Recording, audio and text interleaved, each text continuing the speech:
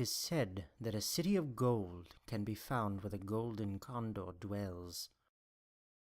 The men endlessly seeking this place are known as wanderers.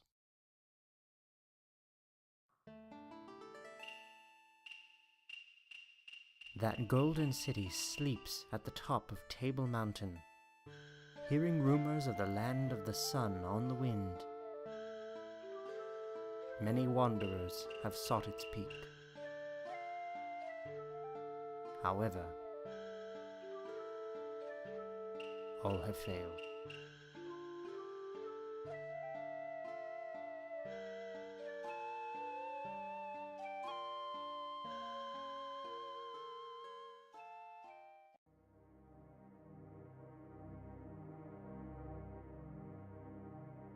The legendary divine bird, the golden condor.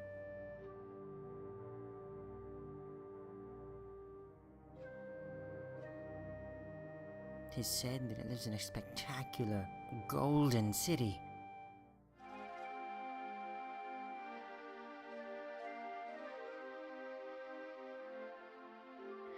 Or so the legend goes.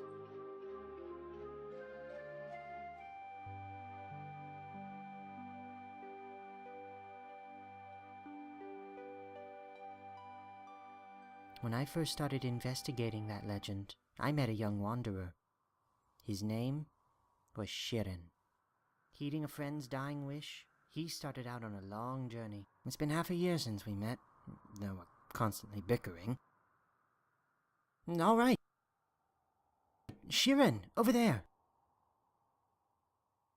It's the Impasse Valley, Shiren. We finally made it this far.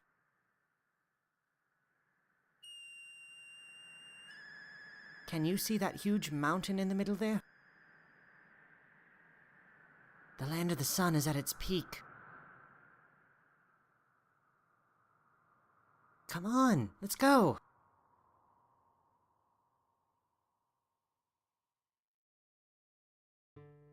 Oh, yeah, I haven't introduced myself yet. I'm Copa. I'm one of a rare breed of talking weasels. It was me that suggested we come to Impasse Valley.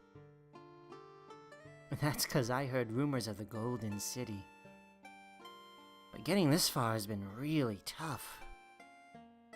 Well, I was just sleeping in the baggage.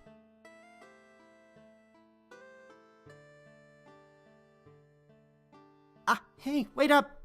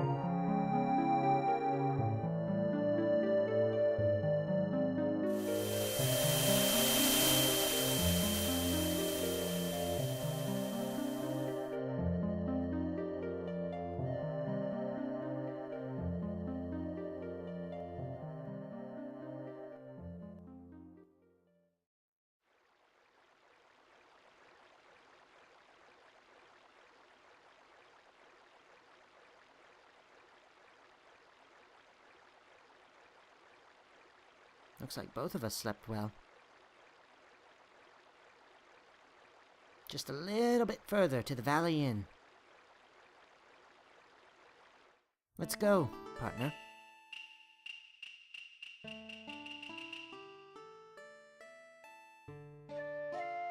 Happy non-denominational winter solstice celebration, everybody! As you were probably no doubt gravely disappointed by, I am not a talking weasel. My name is StarchyFox, but you can call me Starchy. And welcome to my new solo Let's Play project. Let's Play project. One of my favorite games ever on the Super Famicom. Shiren the Wanderer. Actually a progenitor of a certain subgenre of game commonly called a the Mystery Dungeon series. It is an example of actually a roguelike game, which takes its name from the original in the, well, I suppose you could call the genre called Rogue, which was in turn based on the original Dungeons and Dragons. That is the very first edition, not so much the later ones.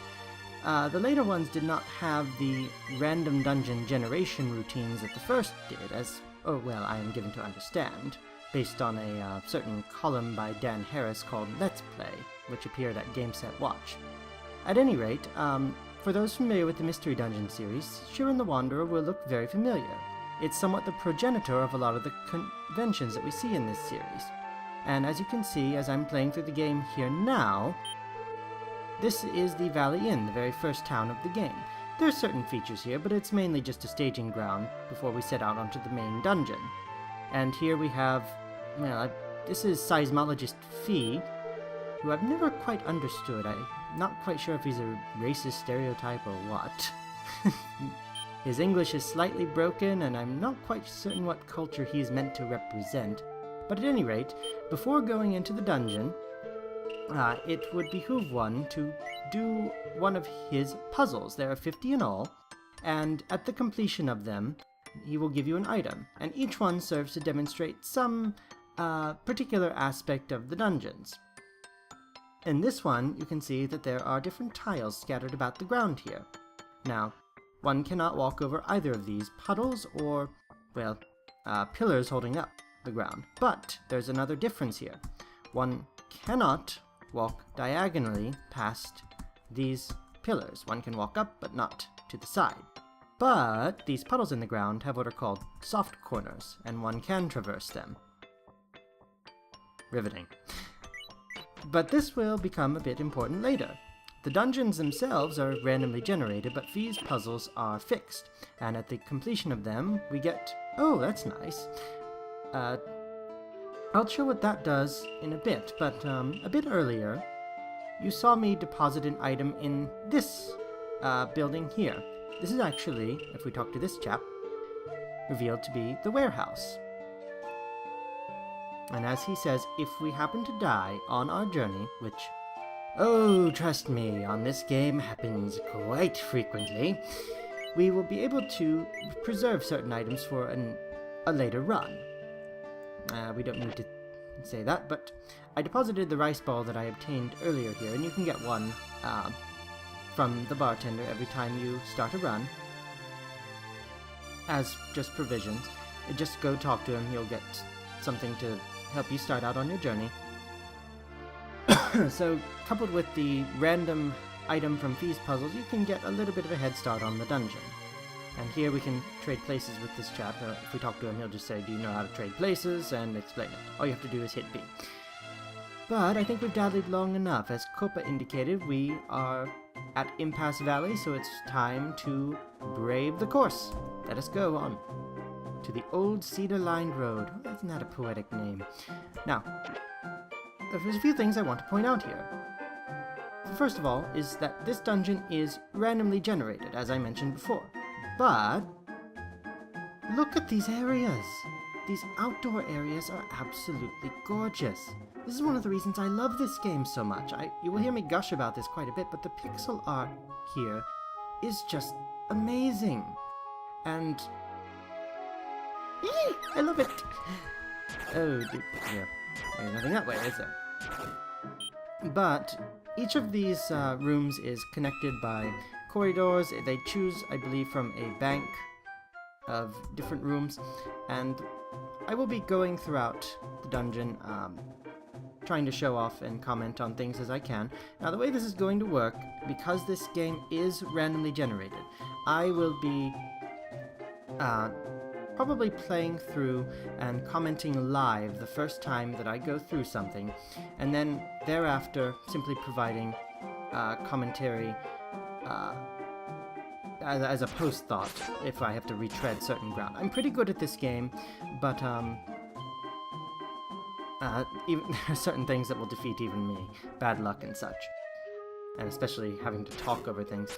As enemies come up on the screen here, I will make an endeavor to show their stats, if I happen to know them, and remark on them as need be. But for these first two levels, the enemies are just vanilla monsters. They really have no distinguishing characteristics. Now, I've been walking around here, unarmed thus far, But you'll notice, or you will remember, that we got a certain shield from Fi's puzzle. In this case, it's a Todo shield, which is a walrus shield. Blast! Of course it would be cursed, wouldn't it? But, note here, it actually overlays a physical shield on our sprite, and that is really neat. I would like to see more games do this, and to see Shiren doing it in 1995 was kind of astounding. But, notice here on the HUD display, I suppose that's what we could call it, that we got we got a increase in our shield strength from 0 to 2. Normally a Todo shield is shield strength 3, and that will decrease the amount of damage that we take from enemies. The top floor is the highest floor that we've achieved. The sword strength is the current strength of our weapon. Shiren's own strength is given out as a fraction of 8, and that can be increased or decreased by certain effects in the dungeon. Experience, as being something of an RPG, that one should be fairly obvious, but it's just simply how many experience points we get from killing enemies. And finally, satiation. It's called belly in some mystery dungeon games, but it simply provides a measure of how long Shiren can go in the dungeon. It's just a measure of how hungry he is, and it decreases by 1 every 20 turns unless there are other effects applied. And ooh, NPCs! I will also be remarking on these as I am able. This nameless chef is looking for some mammal meat, so those round monsters that we saw earlier, and she hands us a certain item which will become important later in a side quest. I will remark more on staffs later, but you'll see this number next to it indicates the number of charges that it has.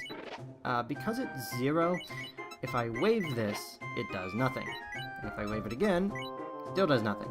But if I actually throw this, I get to apply whatever effect the staff has. In this case, it's to turn an enemy into meat. And we'll get into that, what that does later. But let's continue to explore this floor. And pick up any treasure that we can, because it's very important to arm ourselves well for the dungeon ahead. These first few floors are just to empower one. And, oh dear, I don't think we can help you right now, little girl, but I will move you out of the way and claim whatever you were standing on. Oh, that's useful. Don't want to eat rotten rice balls. Those will poison Shiren and apply some sort of horrible effect. But we picked up a stone staff, and you'll see here that from the yellow text that it is not currently identified. We do not know what this does, and if we go to the info here, it simply tells us that we don't know what it does. A common trick in these sorts of games is to identify the items by usage, but there's a limited amount of uses to each of these, so I don't want to do that quite yet. I'd rather preserve my resources. As we come across stronger enemies than just these vanilla ones, I will definitely need to use it, but until we get to that point, I would rather be conservative. Where did that chef go? Come on, there you are. You saw there I sped up the game by just holding down the B button, and you might see me doing that a bit. It's perhaps not the smartest thing to do in a corridor, but if we talk to her again, she will make us a dish for our troubles. Roast mammal tail. I will eat it. Excellent! This was a very fortuitous thing to happen early in the run. The Wandering Chef. Oh, sounds like a Food Network series. But this actually will, fortify us for the later journey if we can survive that long. With 11 strength, we should be able to plow through quite a few things. And the boost in HP isn't too bad either, but I think we've spent long enough on the first floor. Let's just move on.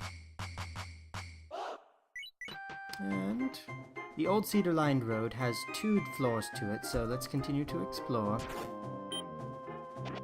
Ooh, I will... do I want to show this yet?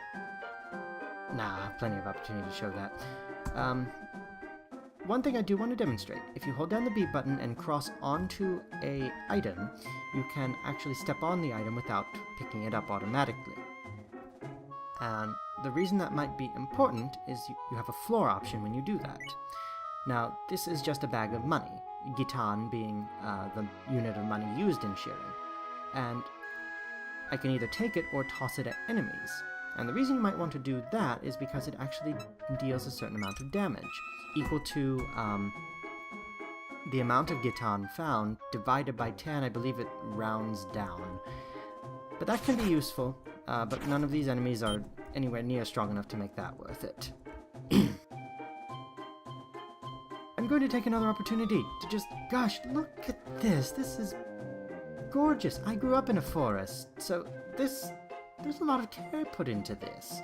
And I can really appreciate that compared to, say, the Pokemon Mystery Dungeon games, which tend to be a little bit blasé, and some of the later Shiren the Wanderer titles, oh dear, I'll get into those later. They suffer from the same lack of care, I suppose.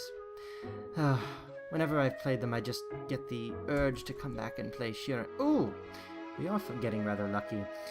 This is another NPC character I was hoping to run into. Oh my. I don't know what to say to that.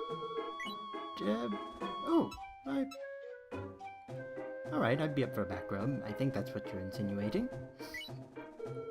Oh, that doesn't sound promising. Ow! Lady! Why did you poke me in the eyes? Ugh, I can't see anything. Where are you? Ah, you're gone, aren't you? Nuts. Oh. Yeah, there's a reason I did that, don't worry. I will Oh, we found the exit. No, I don't want to go on quite yet, but I will just stay around here and punch the darkness until I can see again. Oh dear. So we've initiated 2 side quests so far. I will not be able to complete them on this run. There we go. Shiren the Wanderer is a bit unique in that even though the dungeon is randomly generated each time, and when you die, you lose everything, every item, every weapon. It's lovely, harsh, punishing, bracing even.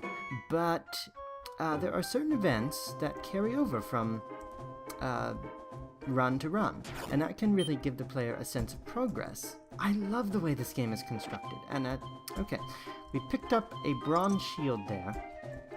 I would equip that, but for the fact that this Toto shield that I equipped is a -1, and almost by default that means that it is cursed. If I try to equip the bronze shield, I get a little jingly effect that tells me I can't do that. Hopefully I will find a way to remove this Toto shield, because 2 is not a very good shield strength, but the Toto shield does have a secondary effect which prevents theft, and that might become important later in the dungeon. Alright, what with the intro and the first few floors covered, I think that will be enough for now. So, in the next episode, we will move on past the old cedar-lined road onto the mountain stream. Just listen to that soundtrack, that 5-second loop. Isn't it wonderful? Until then, this is StarchyFox signing out.